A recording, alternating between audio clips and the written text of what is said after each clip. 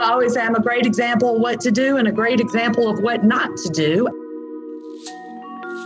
I love manufacturing, I love science, and I was already involved in farming. So you can either bang your head against a wall or laugh. A man of God, family, and farming, that's it. You got this, baby, you got this. Welcome to Weed Budz Radio. I'm so excited to have a fantastic guest that I have had the pleasure to watch in a few different venues now. Franny Tacy, thank you so much for joining us. I'm so excited to be with you. This is going to be fun. We're going to have a blast, and there's a lot to talk about. But first, I want to tell you that a couple weeks ago, there was an event put on by MJ Biz and MJ Business Daily, Hemp Industry Daily. And you were one of the speakers. And I loved your session. I got a lot of value from it. And more importantly, you said yes to joining Weed Budz. And thank you for that. Well, thank you for asking me. It's my pleasure. And, you know, the more information you can share with people interested, it's win-win for everybody. It really is. And you have been in this space now for how long? Well, I was the first female farmer in North Carolina, and we launched all that in 2017. And then we started and that was on the farming side, but then we started all our businesses in 2018. So, that's incredible. Yeah. And it's been launched ever since. Yes, it absolutely has, you know, because when you're the first in a new industry, there's nobody to look to. You look in the mirror and at your partners and your business people like, here we go. And tell us a little bit about that. Like, were you nervous when what made you decide to even get into this space? Like, was this always something on your radar? Not at all. It really is just so natural in a way. I was, in forestry school, and I've always been an advocate for cannabis. I wrote a paper in a book that just changed my life in college in 1988 when I read The Hemper Wears No Clothes. And I'm super open-minded. So out of the pharmaceutical industry, farm at a farm, bought this farm and decided to become experts at everything farming. You know, I grew up, my father was a farmer, so I had a lot of experience, but it was a passion. And so I was actually teaching business of farming classes in lots of different places, where I met a fellow farmer that was trying to launch this initiative to get hemp legalized in North Carolina. So I became interested, joined that. It took almost 2 years for us to raise the $200,000, get 100,000 signatures, all this stuff. And I was just kind of passively supporting that while I was sending out emails, and I do a few things. So it was just this natural progression. So the way politics works sometimes, things work in your favor and things don't. At 11:59, they passed our industrial hemp pilot program for North Carolina. So the next morning I get a call. Planting dates were about 3 weeks from that time. And I was like, here we go. Oh my gosh, it's been 2 years. I didn't even know it was going to happen. We're like, all right, let's jump. So, after that, it was more out of necessity breeds the innovation. Yes. So the need for all these things is what said, well, if nobody else is going to do it, I guess I'm going to do it. So that's just kind of the way I roll. Even in the 90s, I was the first female firefighter in Idaho. You just do it and you don't even know. That's amazing. It's fun. It's so much fun. Yeah. Well, I love it. And so, you got the farming going, you got that passed, and now look at you. You've got your hemp wellness destinations opening. You've got franchises. How does one get into the farming space? And I know it probably doesn't seem as quick and efficient as it looks like to the rest of us. So what are some challenges that like really kind of caught you off guard or, just surprised you while you were building this amazing brand? Well, everything really has been a challenge. And, I've been an entrepreneur, my partner and I have been in business before, and nothing here was business as usual. So everything's been a challenge. I mean, we've had the farm for many years, and getting hemp, we had to source our seed from Italy because you couldn't even do it in the U.S.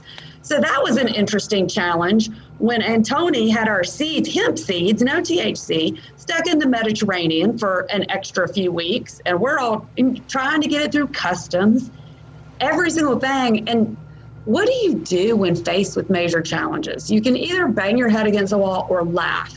So I have a wicked sense of humor, and I just laugh. I'm like, when it gets here is the day we'll plan it, because until then, there's nothing we can really do. And ironically, my father, who was just such a role model for me, taught me so much about nature and animals and livestock. And, he had passed away just a couple of months before we planted. So we dedicated our first hemp field to him, and he was a man of God, family, and farming. That's it. That's it. And he, super conservative, was like, you got to plant hemp. You got to do this. This is so important for the agroeconomy of the entire Southeast. And so to have that seal of approval when I didn't expect it, when he was the only one that was really like, you got this, baby, you got this. And everybody else wasn't. And I was expecting my liberals to be like, oh, this is awesome. And to get the exact opposite has been a driving motivation that no matter what happens, because everything has been challenging, I always channel my daddy saying, you got this, honey, you got to do it. So that's amazing.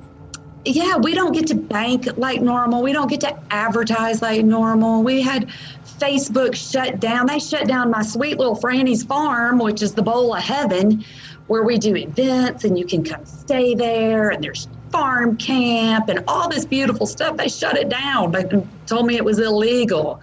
And it had been in operation for 6 years before this. So it was all challenging. And again, you just got to have a wicked sense of humor and some intestinal fortitude. Whatever. Well, you've had to say this so many times, I'm sure, because every single day, and I'm just in the media space, and I see how hard it is to market and to promote, but you have found yourself doing, the hemp research trials. And I know that you yourself have given a TEDx speech and started a nonprofit. I would love to know, Women in Hemp, what types of projects do you focus on? This is such a beautiful, beautiful organization. It's very, very much based on the education and research and women entrepreneurs in this.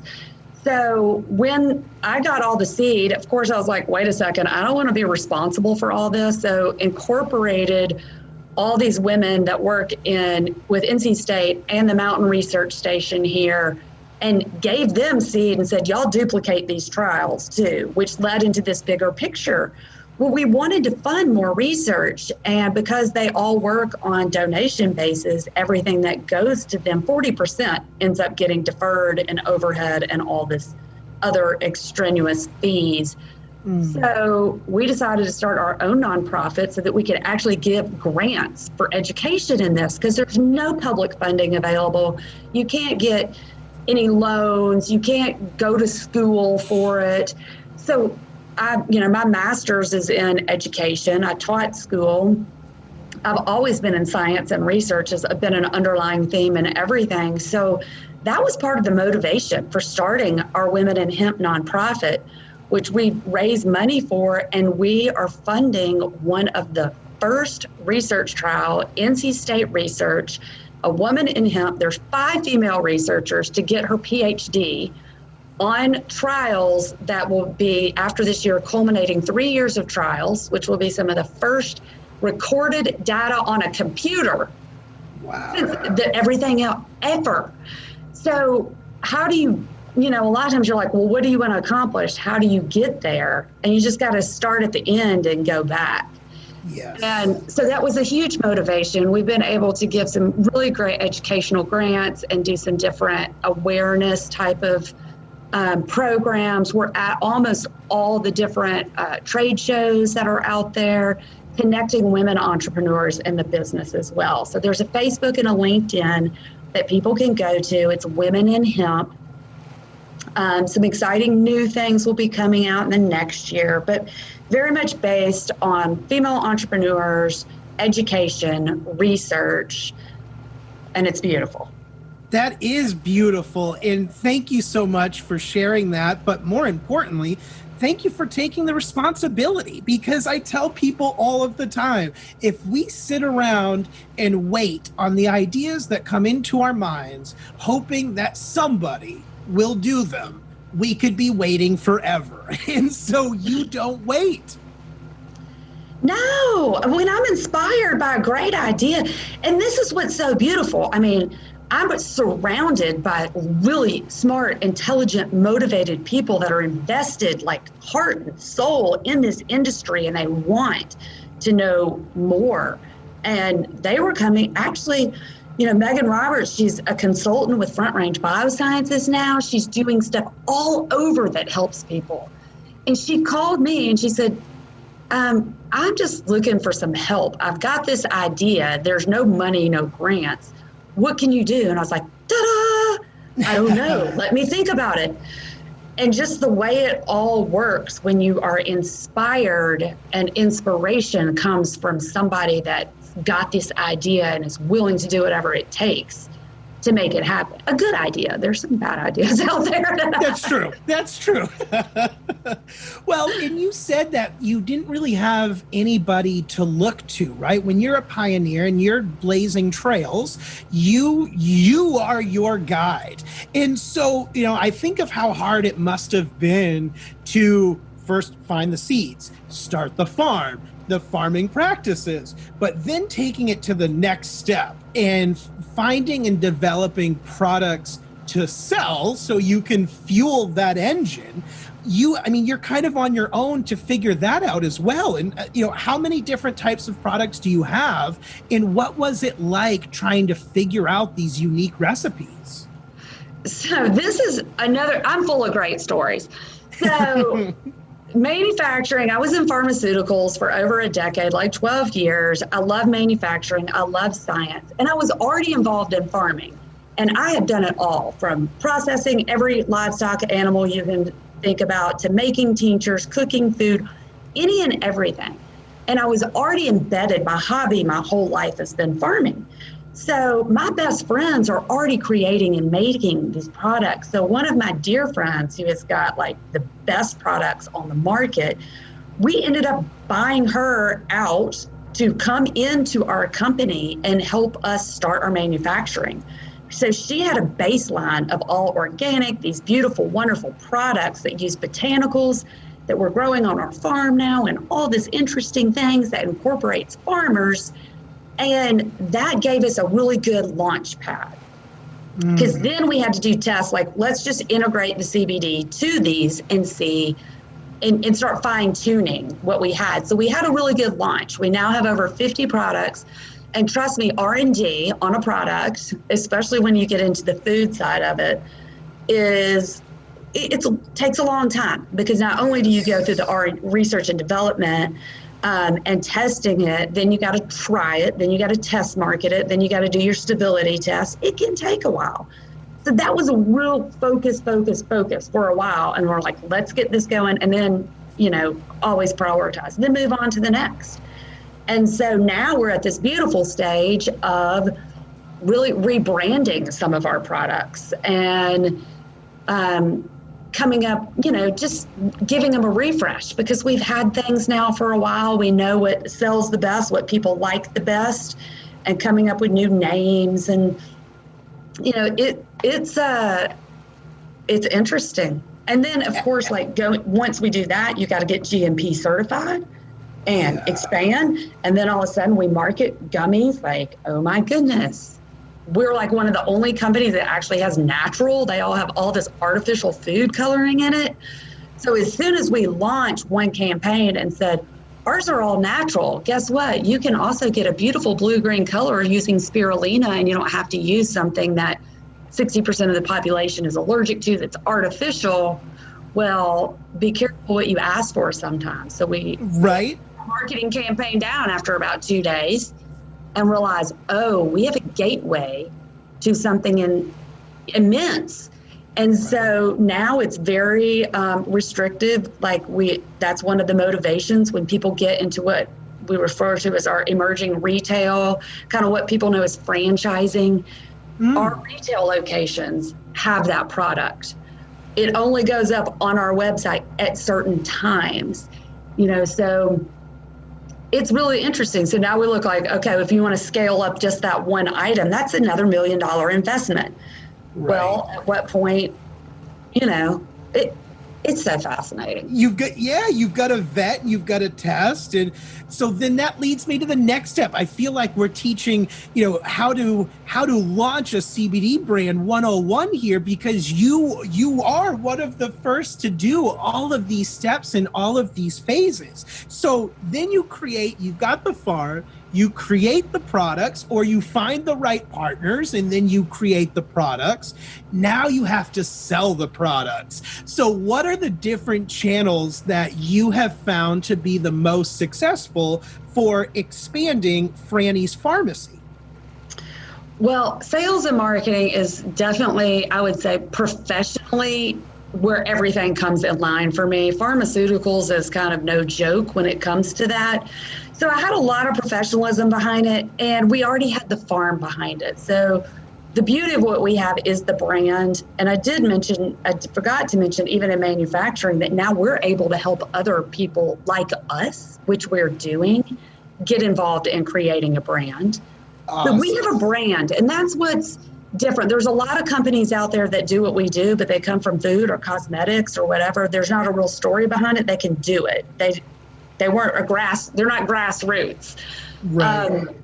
So retail stores is where we started. We actually sold 7-acre parcel, which was the first crop first land I grew hemp on. That first one, we sold that to start our first dispensary.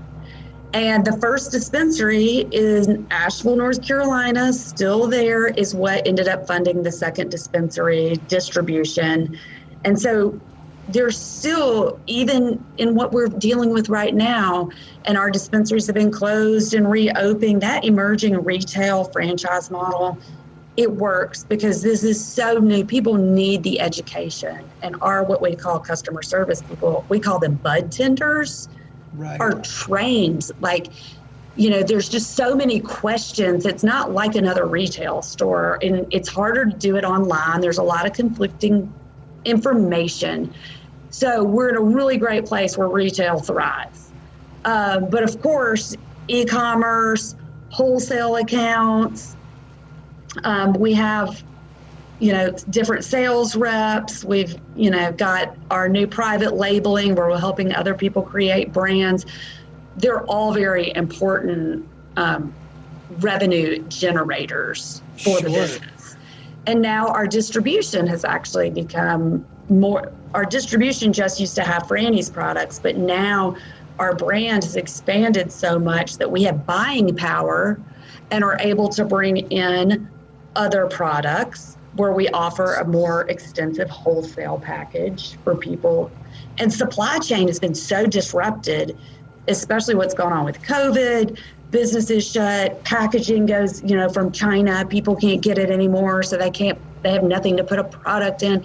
Supply chain has been this huge issue that has disrupted everything. So that has been one of the kindling for building the fire of distribution. No, absolutely. at the end of the day, we are one community. And so where you have led this, and I think many of us that find ourselves in leadership positions, often it's by accident. And we recognize that, we were given, so much privilege, be it in the support of our families, right? And when people ask me about how I grew up, the first thing I say, because I like to say things that kind of throw people off a little bit, I just say spoiled. And people kind of look at you and be like, well, what do you mean? I said, well, probably not in the sense that you think. I was spoiled with love and support. My parents were always, and even when I got into this space, I was very nervous. They were actually the last to know. I told my grandparents, and my grandparents thought it was hilarious. My dad's parents were ministers, and I thought for sure, I knew that they were talking about it, and, my grandfather was ill. And so, I figured now would be the time to maybe have the conversation. And all three of my grandparents, when I told them, laughed hysterically. Like they thought I was joking.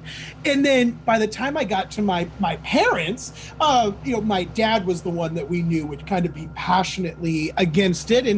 And he was, but he wasn't. Like he was definitely conflicted of, this is my boy. What does he know that I don't know?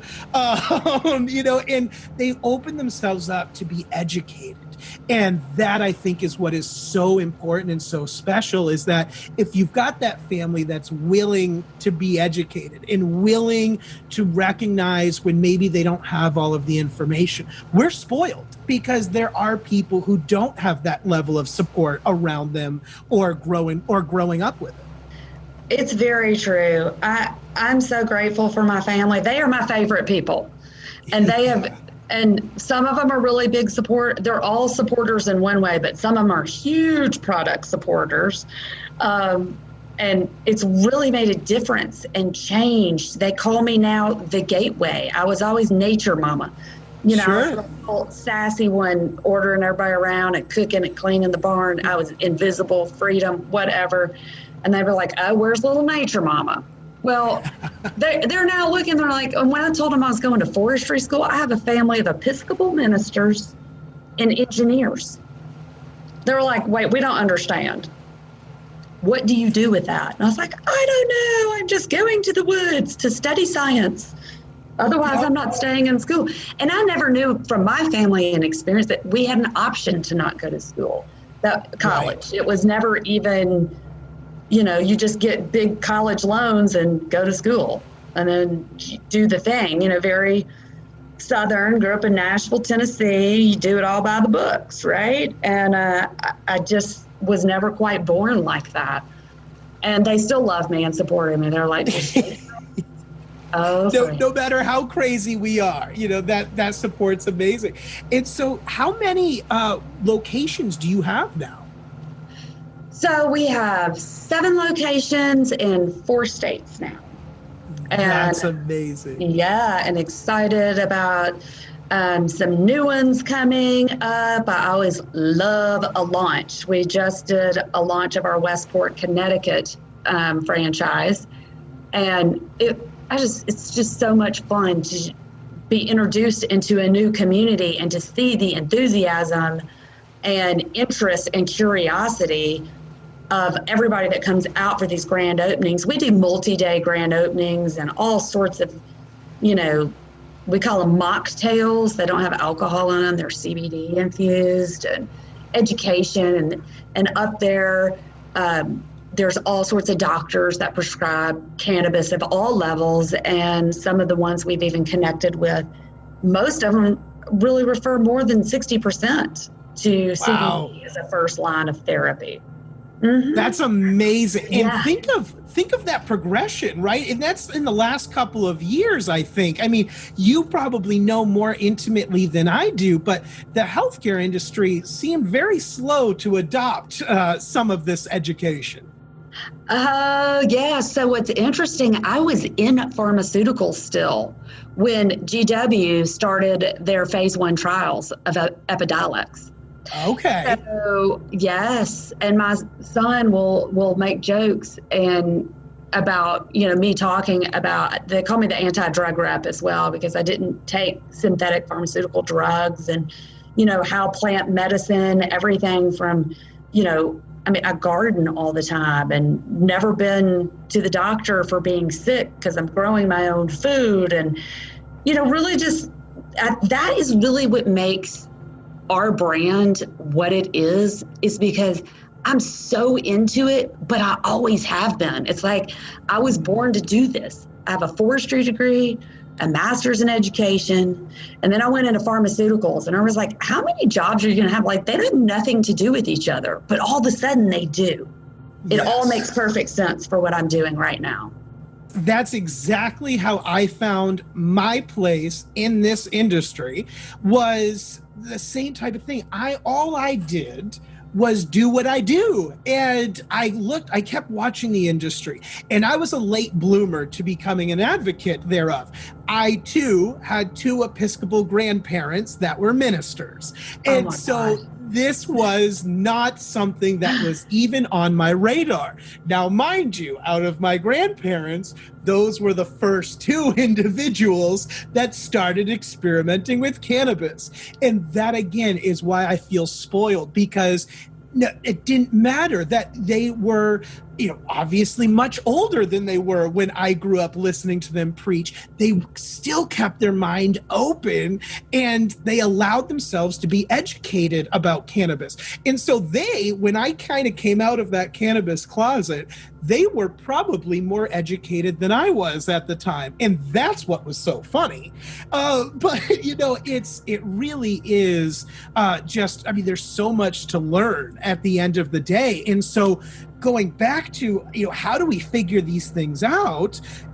How do you find the financing for something like this? Is this something that, I'm sure was a lot of risk on your own, but it just kind of made me, as we're kind of going through these themes and phases of business, financing had to have been, you mentioned there's no banking, it had to have been a challenge.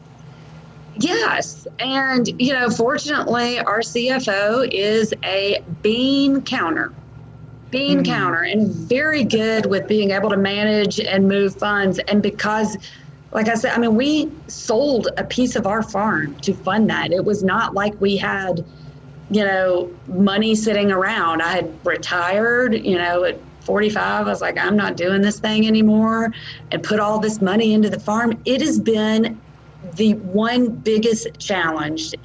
And we actually currently do. We are, debt free.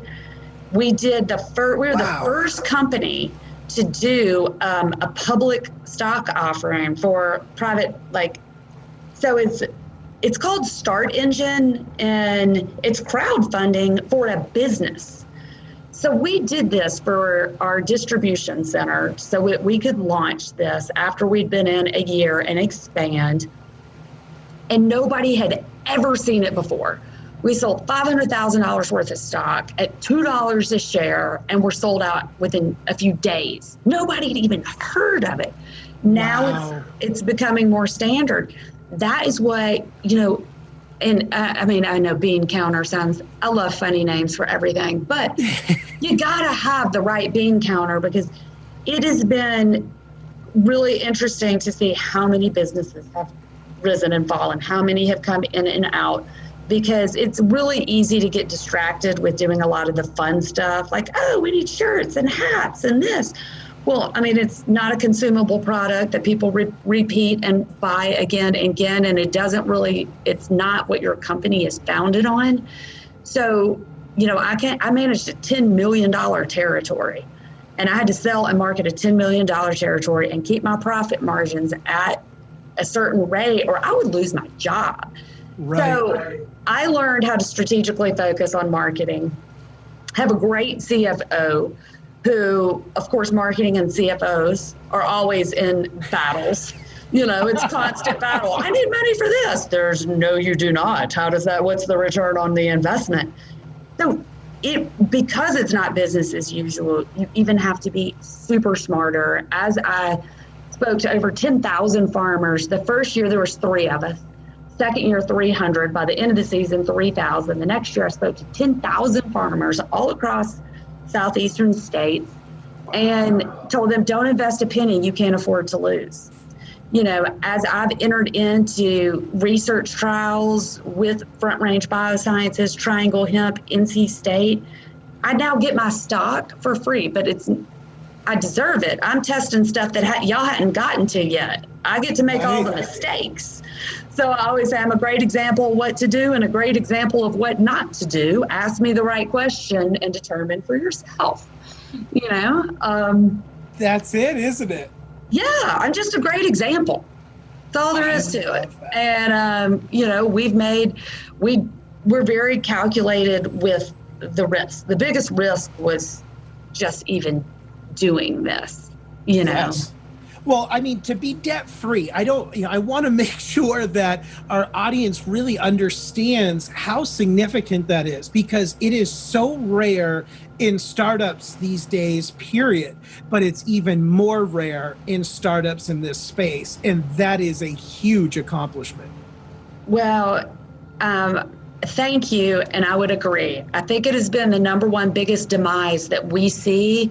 As all the big people, they went up in a fury and they're going down in a fury. Yes. Because when you take money from other people that don't know an industry, because nobody knows this industry, it's very different from marijuana. It's very different. And if we're good, by the end of this, you're going to ask me what the number one question is that I get, so I can give you some insight into that. But yeah. Oh, it's also interesting. Yeah. So that right there is interesting. And you can't leave me hanging on that, Franny. So what makes the CBD market so different than the THC market? Well, the one question everybody asks, the most asked by like 70% is, well, when the real thing becomes legal, are you going to start growing it and get into that? Well, I look at them, I said, it's a completely different business. It's a completely different business. Everything is different. You can only 18 and over can go into a THC dispensary. It's cash only. Hemp, anybody can go in there. You've got the entire world, every age, pets, dogs, cats, elderly, children. You're not going to give THC to elderly on heart meds. They'll fall over and have contraindications and hurt themselves. And you're certainly not giving it to children. And even the regulations around them are different. And even dispensaries, like in Colorado, you can have one dispensary, but they don't cohabitate CBD and THC in the same store. And so you'd have to have two different locations. I mean, as a business model right now, eventually one day, I could forecast all this. It'll be plant medicine and cannabis. It's just going to be like vitamin C. It's just not going to be as big of a deal as it is right now. But as a business model, why in the world? It's different marketing strategy, different patient population. THC has two things. It's pain and recreation, right. Medicinal and recreation. And hemp, you've got all these, it's the anti-inflammatory, it's the hug. Why would I take all my market and limit it? If it was ever an add-on, that would make sense. But across the industry right now, there's so many people that are setting up their business model waiting for the flip that it's not a good business model. So as a businesswoman, I like to tell people that, if you're setting up your business right now, set it up for where your market is right now. Interesting. So it's funny that you say that that most people ask that, because I think that maybe it's because I've been exposed to so much of your content and your stories that it didn't even cross my mind that, first of all, somebody would call it, the real plant or the real side of the equation, because I think the more that people really educate themselves, like cannabis, the THC plant, versus hemp, the CBD plant, you're right. And I would think that more people would see that there's this limited market on the THC, but as cannabis as an industry, there's so many cannabinoids that I don't even know about. Well, nobody does. We just know how many they are, and we've yet to isolate each single one and start studying it. And then even what you do on the research side, you got to put them together with other ones to see how that all works. There's a lifetime of such amazing information that's going to come out on a scientific side. Yeah, I was just going to say, like, how many years will it take for us to, and truly, how many years will it take for us to really understand the power of this plant? Well, this is something that is so important to me and really differentiates our brand, because I so believe in the whole plant. That is what we use in our extracts.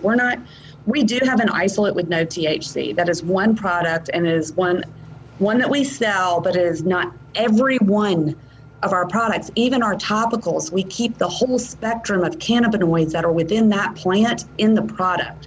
Right. So as we take it through our processing and on, there's people always say, well, why is your CBD more expensive? Well, we're doing the whole plant. The cheap products out there, what they do is they're getting it all imported from China, where there's all these pesticides and other heavy metals and things in there. So what they have to do is only take the CBD out and leave the rest of it, because there's too many contaminants. So what they start doing is isolating. They process it so they can isolate this one component out to put in products. Well, that's a whole lot less expensive than if you're working within a whole plant and you're creating and you're processing it and you're getting it into a distillate and you're using the type of process that we use. Because I believe that this plant that was given to us, it's a goddess. It's all female plants from CBD. Oh, I could just start going down the rabbit hole. I work for a plant. That's my TED Talk really talks a lot about hemp. It's really informative. It's good. I recommend. It is, and we will put a link to that TED Talk in the show notes. For those listening at home, head over to weedbudsradio.com, and if you look at the show notes for Franny's episode, we will have a link there of the TED Talk. It is absolutely brilliant. Well, I appreciate that. I threw all the TED coaches for a loop there because they didn't know enough about it. And they kept sending me down rabbit holes, and I finally told them, I was like, y'all, just let me do my thing. Because the first year I grew for food and fiber too. When we were talking about hemp, like, I'm a huge foodie. And so we've got all Cannabis Chef Collective. We do all these cool collaborations with restaurants in town where we're using our CBD and we're making mocktails and cocktails and food and using it in dressing. And then we have I've got a bunch of these hemp pants that have been given to me by some different companies, and we call them all Franny pants. I love it. And it's like, I love hemp. I've got tons of clothes, very classy, nice, good, healthy stuff. The hemp as a whole plant is just, it's the only crop that can feed, clothe, shelter, and provide medicine. It just depends on what variety you grow. 100%. And this is something that we will definitely have to have you on again, Franny, because that's a rabbit hole that I will go down with you any day. Because I don't know if you know this, but one of my primary businesses is a company called Not Plastic. And starting this year, we started to really do and invest a lot into R&D so we can make bioplastics utilizing the hemp plant. And so we've worked with a multitude of different plants and just different biopolymers. And it's been a process to get the hemp into this kind of model. And so one thing that kind of held us back was the supply chain. And, one farm was able to provide biomass for our studies for a certain level. And then if we ended up, buying them out or just using their supply, and then we went to the next farm, there was so much variance in pricing that we really doubled down our research on some of the other plants that we utilize for this. However, because of last year and because of the pandemic, it kind of left myself and a lot of our science minds on our team with some, I don't want to say spare time, but with some extra time to really do some R&D that that we found fun and what we have been finding from the hemp plant in terms of biopolymers and adding it to as an additive to our recipe. It has been an absolute game changer, and I'm so excited. But even taking that outside of bioplastics, I mean, we've got, you know, friends that are making cardboard and paper out of this. I mean, there's so many ways to utilize hemp for textiles, for building materials. And, you know, have you done a lot of research into some of these other uses as well? Oh, yeah. We are going to have to go down this rabbit hole some more. I mean, I'm looking at my briefcase right now that is made out of hemp bioplastics, that boat hemp. Oh, my goodness. Was part of and I carry it around everywhere. So, you know, I get questions when I travel, which I do often. I actually carry it on the airplane and it's got a big Frannys Farmacy sticker on it. And this is made of hemp. And everybody that's doing research, we've been involved, because this is part of the reason why I got in variety trials, because the more consistency you have and the more you can develop, because there is such inconsistency in the plant matter. And all our textile mills were designed for cotton, which is short fibers, and hemp is a long fiber. We did cool Hemp X Festival where we brought back 1900s models of where they used to use hand brakes.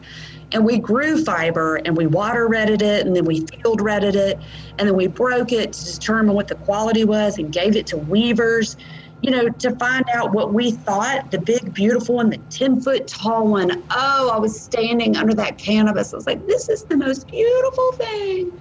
Was not as productive for fiber as the 5-foot. That I was like, oh my gosh, what happened? Why isn't this one? I was like, oh, you know, over fertilized it, got nutrient lockout. I was like, I wanted you to be big and beautiful. But, you know, it's the variety. And the bigger plant actually works really great for building materials where you need hurd. So that's what's so fascinating about this plant. It's just this amazing plant. Like I said, I think you work for the plant too. And yes, you know, when you know you work for a goddess, and it's a whole new perspective. It's just interesting. It is interesting. And I think for me, you know, for those that follow me, they know that like Rye Russell's personal brand is share love. Like I'm a hippie. I'm a little bit of a capitalist hippie, like I think any of us entrepreneurs are, but like it's my job to share love with the world. And what easier way to do that than through cannabis and hemp? And I sent you a picture on LinkedIn, Franny, so you can see one of the projects that we worked on, and it was solely for fun. I think you'll get a kick out of this as well. So when we were doing some testing a few weeks ago, we looked at some of the molds that we had available, and you know, some of the projects that our teams are working on, and we have been working on different types of cups and packaging. Well, there was a mold for a urine sample cup. And I said, that has to be the first product that we make out of hemp, because how hilarious to put cannabis in a urine sample cup. And we're not marketing it or anything like that. It was literally just part of our testing. And I put a photo on LinkedIn and I just sent it to you because when I saw that mold, I died laughing, and everybody looked at me like I was crazy. And I was like, you kidding? For athletes in high school and college that spend, 4 years or 8 years being drug tested, like this is an absolute riot. And so that's what we had to do. I love it. Wicked sense of humor. Amen to that. Well, awesome. I am so excited. Franny, we're going to have you back because there's so much more to talk about, but I am so grateful. And I just want to thank you again for the content that you provided at the MJ Biz conference, because I learned a lot. Luckily I knew who one of your PR team members were. And I said, I have to speak to Franny because there's just, out of all of the speakers, and there were so many amazing speakers, you really have played in every single aspect of this discipline. And to me, that takes a lot of grit because just getting into one step of this whole process is daunting. And for you to have jumped in head first into the deep end the way that you have and have been successful in it, it's just something to admire. And so I just thank you so much for everything you're willing to share with the world and just the love that you're willing to share. Well, I appreciate that. And that goes back to you as well. I think we are woven of the same thread. What you're doing to educate, inspire, and have a good time in this process as we're all learning and growing and sharing information is so important. And I'm so grateful to have the opportunity to talk with somebody like you where we have aligned values and are doing something great. So thank you so much.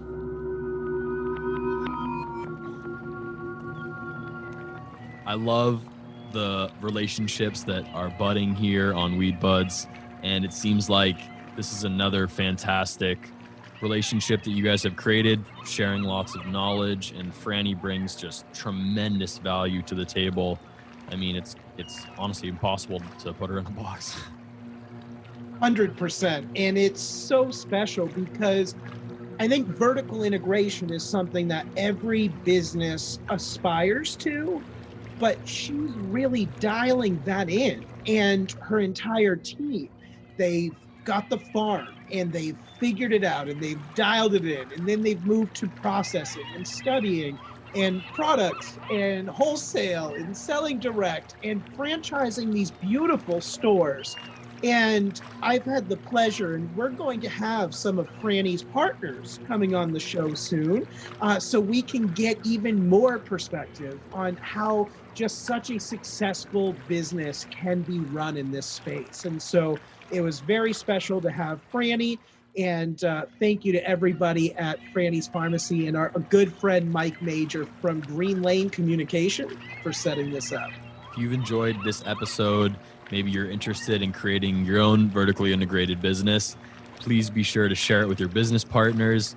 We'd much so appreciate that. And until next time, puff. Puff. Peace.